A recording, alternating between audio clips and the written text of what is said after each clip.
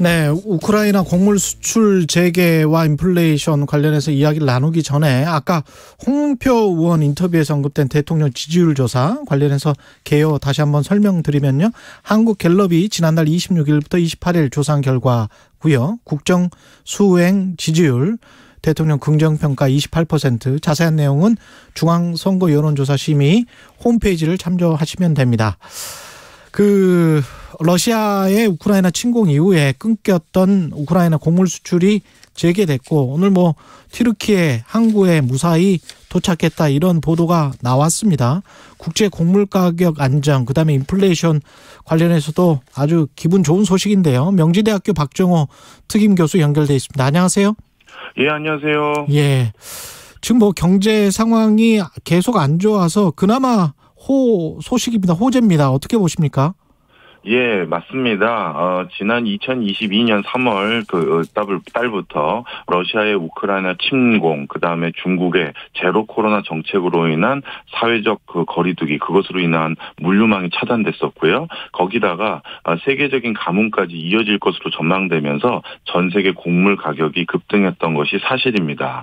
그런데 방금 말씀 주셨던 것처럼 우크라이나의 곡물 수출이 다시 재개된다라는 소식과 함께 또 미국 농림부의 발표 자료에 따르면 내년 미국의 밀 파종 면적이 크게 증가할 것으로 전망되고요. 또한 올 겨울에 미국산 겨울산 밀의 수확과 옥수수 생육이 지금까지 양호하다라는 추세들이 연이어 보도되기 시작하면서 세계 식량 가격 지수가 하락하기 시작했다라는 것은 분명 좋은 소식인 것 같습니다. 세계 식량 가격 지수가 어느 정도로 올랐다가 어느 정도로 하락했습니까, 지금? 예, 2022년 1월 달에 135라는 지표로 찍혀져 있는데요. 예. 이게 가장 정점을 찍었을 때가 러시아 우크라이나 전쟁 때입니다. 3월 달에 가장 높은 수치를 보였는데 159.7입니다. 그런데 지금 6월 달까지 어디까지 내려왔냐면 154.2인데요. 문제는 올라간 곳에서 아직 크게 내려온 건 아니지만 그래도 하락 추세를 계속 매달 찍고 있다라는 것에 많은 사람들이 그래도 기대를 갖고 있는 상황입니다. 우크라이나 농업 생산도 지금 큰 피해를 하긴 한데, 그런데도 불구하고 수출을 할 수 있는 역량은 되나 보죠?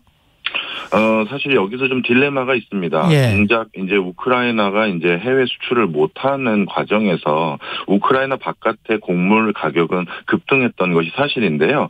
우크라이나 내부에서는 오히려 밀 가격이 예년에 비해서 50% 수준으로 폭락한 상황이었습니다. 이 농수산물 같은 경우는 특정 기간 안에 그걸 판매하지 못하면 제값을 받기 어려워지거든요. 그러다 보니까 지금 밀 저장 창고에 꽉 차 있는 밀을 빨리 내보내야 다시 수확한 밀을 거기다 저장을 할 수가 있는데, 그런데 작년에 수확했던 이 밀들이 외부로 반출되지 않다 보니까 그래서 밀 가격을 헐값이라도 매각하려는 움직임이 우크라이나 내부에 있었었는데요. 이 얘기는 분명 우크라이나에서 충분한 수출 역량이나 수출 생산량을 가지고 있다라는 것은 분명히 있었었습니다. 하지만 그 과정에서 이미 우크라이나 내부에서도 제대로 된 가격을 받지 못한 농업법인들이 많아지면서 사실 우크라이나 농민들은 적지 않은 피해를 입은 게 사실이고요. 이 때문에 우크라이나 농민들 중에서는 올해 파종을 포기한 농가들이 상당히 많습니다. 그래서 젤렌스키 대통령도 발표를 했습니다만 내년도에 우크라이나산 주요 곡물들의 생산량이 통상적인 연도에 비해서 절반 수준으로 크게 떨어질 것 같다라는 게 전망입니다. 우크라이나가 차지하는 곡물 수출량, 밀 수출량이 전 세계적으로 보면 어느 정도였습니까?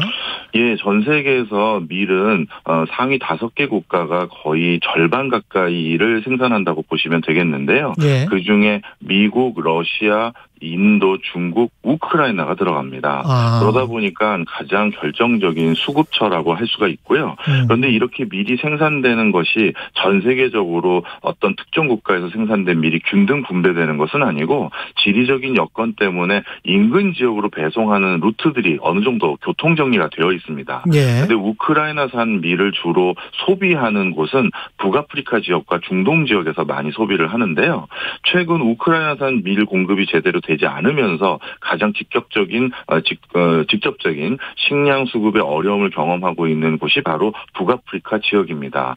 그런 형태로 우크라이나산 밀이 수출이 안 되다 보니까 전 국가의 밀 수급에 어려움이 유발되는 건 아니고 예. 가격은 올라가는데 가장 직접적으로 타격을 받는 지역은 따로 이렇게 정해져 있는 경우들이 많습니다. 그렇군요. 그래서 그쪽에서 난민 또 발생 많이 하고 그런 뉴스가 또 보도가 되고 그러는 것 같은데 이게 지금 곡물 가격이 정점은 찍었다. 아까 2월 24일에 러시아가 우크라이나를 침공하고 159.7까지 3월에 올라가서 지금 154.2면 계속 떨어지는 일만 남았다. 이렇게 보십니까? 아니면?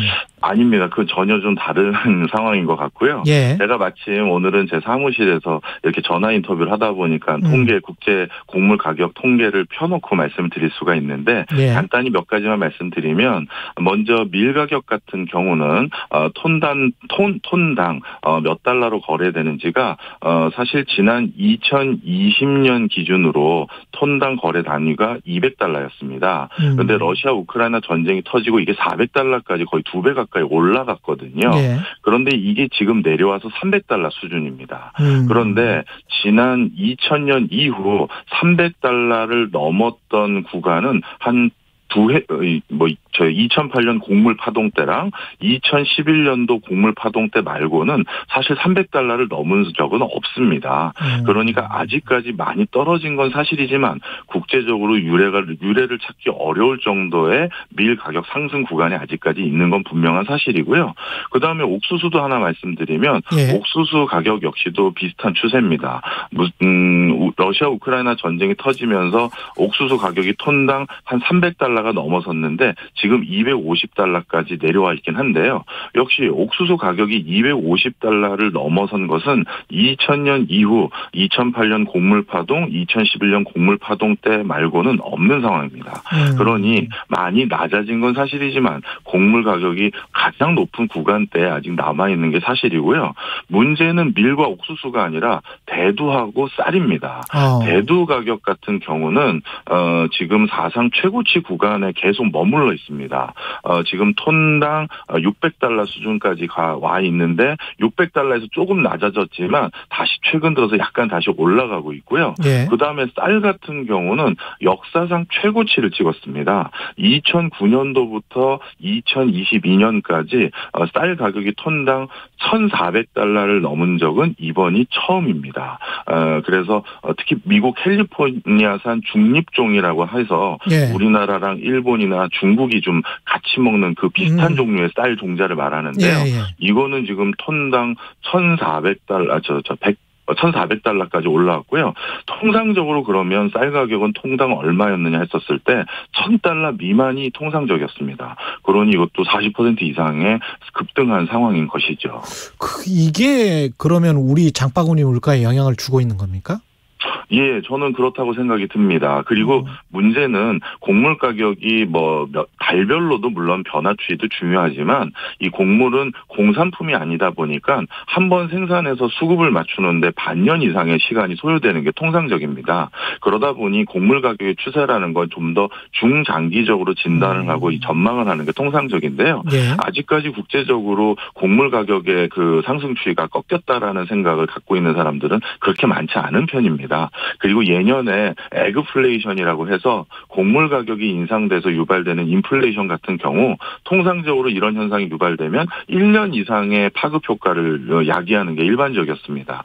그런 걸 생각했었을 때 지금 나름대로 밀과 옥수수는 급한 불을 끈 것 같아 보이긴 합니다만 시장에서는 언제 또 오를지 모른다는 것 때문에 여러 산업 현장에서 또는 생산자 또는 직접적인 중간 도매상들도 약간 사재기라고 해야 될까요? 재고를 좀 더 보충하려는 움직임마저 있습니다. 이런 것들도 다시 곡물 가격이 떨어지는 것을 저해하는 요소로 작용할 것으로 보여집니다. 그러면 전반적으로 인플레이션은 어떻게 보세요? 정부는 한 10월쯤에는 정점을 찍을 것이다. 이렇게 지금 이야기를 하던데 아닐 수도 있습니까?